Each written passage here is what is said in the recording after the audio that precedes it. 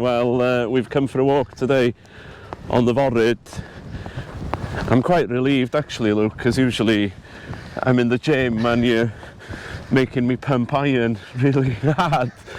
So why have we come for a walk instead then? So I think one of the biggest reasons why it's good to get outside and get some fresh air is not only is it going to help you get some movement into your body, into your legs, but it's also going to help you from a mental health point of view as well. A lot of people are so bogged down on assuming that they need to get to the gym or go for a run or go to a fitness class in order to get into shape, but more often than not, simply getting outside, do some walking, can do massive amounts for not only your physical health but your mental health as well. It allows you to kind of process any anxieties you've got. It allows you to kind of go through anything that's on your mind. And there's nothing better than getting outside, getting some fresh air in your lungs, especially when you've got a nice view like this. Even though it's a little bit overcast, a little bit drizzly. But yeah, it's massively important. And if we start looking at our journey more than just gym and exercise, but looking at all-round lifestyle, getting outside, getting some fresh airing, and just doing the simple things in life, that can help people massively. So this is like an outdoor gym in a way, isn't it? 100%. We've got so much beauty in the UK, especially up in North Wales here in Snowdonia, where we can not only get outside, but we can enjoy the views as well. And even if you did want to take up the intensity a little bit, there's so much you can do. You could go for a run. You could do some push-ups on the beach. You could even go to your local swings and do some pull-ups.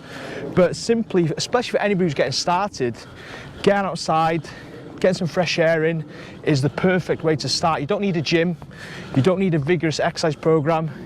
All you need to do is get started, and simply taking a 5-10 minute walk each and every day will do massive amounts of good for your heart, your lungs, your mental health, and you'll start enjoying it more. And what will happen is you'll find yourself enjoying it and doing it more and more. And then that 5-10 minutes will go into 20 minutes, 30 minutes. And by that time, you'll have a completely different outlook on life, your health and fitness, and your lifestyle as well.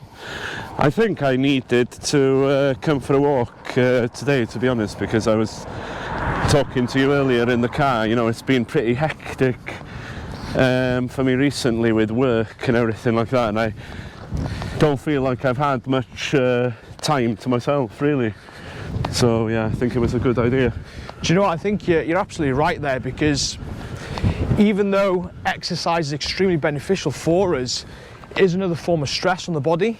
And a lot of people, especially busy working parents like yourself and myself, we've got a lot of stress going on, whether that's work stress, relationship stress, emotional stress, and simply adding the stress of exercise on top of that can be a little bit overwhelming, where we don't end up putting in the effort or putting in the work, and it can have the opposite effect where we can revert back to old coping mechanisms and ways to deal with stresses.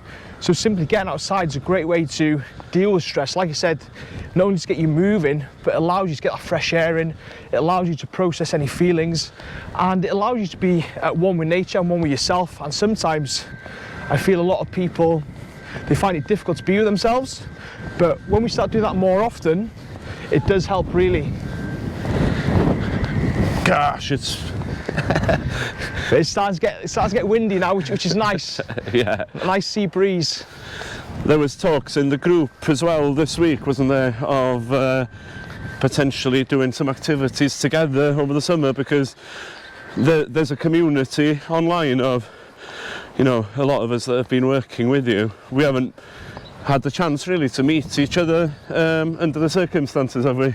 No, well that's the thing with COVID and everything that's been going on, and with a lot of the guys working remotely from all over the UK, Belgium, in Europe, we don't often get an opportunity to get together, and we're lucky enough to have someone within the group who's a mountain leader, and he's kindly offered to take us out on a day trip up in Snowdonia, where we can have a little bit of a get together.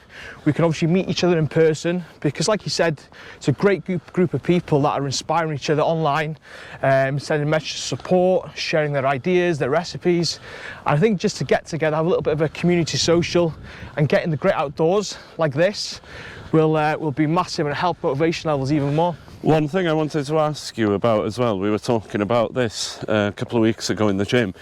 You have a cold shower every morning, and you also go like wild swimming from time to time. How does that make you feel? So first thing in the morning, what I do is I go for a cold shower, typically around 5:30 a.m. And the reason why I do that is from a mindset point of view, because personally I believe if I can get into the shower at 5:30 in the morning and it's absolutely freezing, there's nothing else the day can throw at me that's going to put me off track, because I've already conquered a cold shower first thing in the morning. And as it gets warmer through the spring and into summer, it'll just become easier. It's something I've been doing for the past 18 months now, and I really do feel it does set me up for the day. And don't get me wrong, cold showers aren't for everybody, but one of the things I do emphasize with all my clients is to have a morning routine, because I think that can really set yourself up for the day. A lot of us will simply get up and scroll social media whilst we're having a coffee, check work emails, and there's nothing wrong with that. However, what can happen is you can get triggered off by that. You might see maybe a negative news story, you might get a negative email from work, and that can set you off on the wrong foot even before the day's begun. And then that can hinder your choices in terms of your food, your movement and so on. So simply doing something for yourself first thing in the morning, whether it's just enjoying a nice coffee and a bit of peace and quiet, whether it's doing a bit of meditation, some stretching, walking the dog, or simply just spending time with the kids, just to set yourself up for the day, does help massively. And for me it's cold showers and a workout, and that's how I do it. But again, it's whatever suits you and your lifestyle right now. Going back to eating and stuff like that, I find it difficult sometimes, like in the evening when I'm a bit bored. I can be tempted. I haven't always been tempted, but I can be tempted. Yeah. How do you sort of curb that, Yeah, Joe, I totally agree with you. It's something that I used to struggle with quite a lot, and from time to time I do have the odd snack in the night, and there's nothing wrong with that. But it's understanding when it's excessive and when it's not. And it could be down to a variety of reasons. If somebody's on a weight loss journey looking to drop some body fat, then they always, more often than not, get into the mentality that they need to starve themselves in order to lose weight. And that leads them to not eating very much during the day. And then in turn, by the time it comes to the night, they're absolutely ravenous and they're raiding the cupboards and nothing will stop them. So the first point of call is to ensure that you're eating sufficient amount of food throughout the day. That's going to keep your blood sugar stable and keep those hunger levels at bay. But it could be an emotional issue, so the emotion being boredom. And if that's the case, and you've identified that as your trigger, then we can put things in place to overcome that. We can maybe do some plans in the night, go and see some friends, maybe go for a workout, go for a walk, whatever it may be, take up a hobby. And that can usually help once you've identified the emotion and the triggers for that.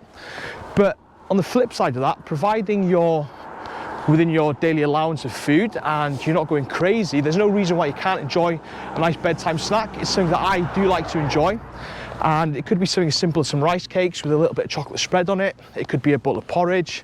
It could even be a little bit of ice cream. Providing you're getting that balance and you're not restricting yourself, it's quite easily controllable.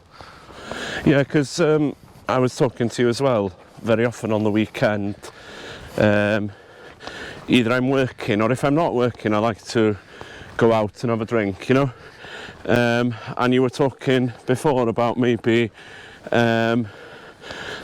sort of building up your allowance as well for the weekend, so you're not like smashing all your good work. Yeah, 100%. So when it comes to fat loss itself, it's always going to be ensuring that we're in a calorie deficit, and that doesn't just mean a daily thing. It can be a weekly thing, even a monthly thing.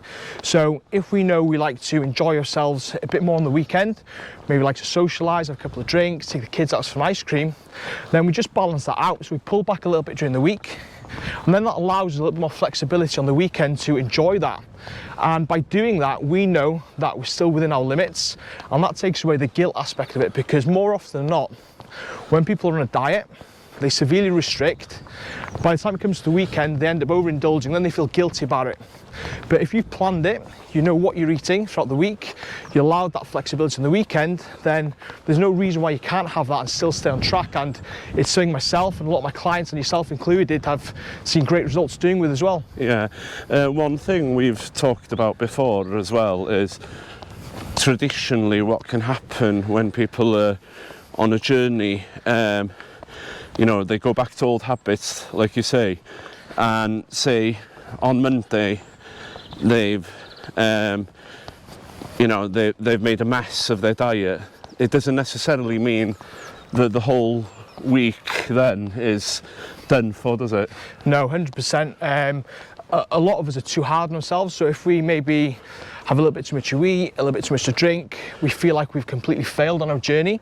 And what we need to remember is that with every deep breath we can start again, and simply just wiping the slate clean, being kind to ourselves and getting back into our new normal routines and practicing that can be the best thing for you. Because when we step back and think about it logically, if we've overindulged for maybe 2-3 days and then we say, well, we've ruined it now, might as well carry on, is that going to get you close to your goals or further away from your goals?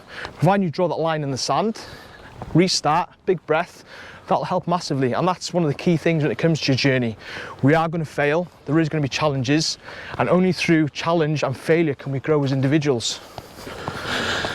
Well, we've come quite a distance now, and about We have. halfway.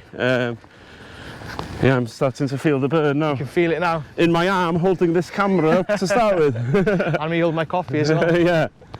Well, thanks for the chat, Luke. No problem, it's a pleasure. Yeah, and we'll keep blogging, and yeah, if Luke can do anything to help you, what's the best way of getting in touch with you, Luke?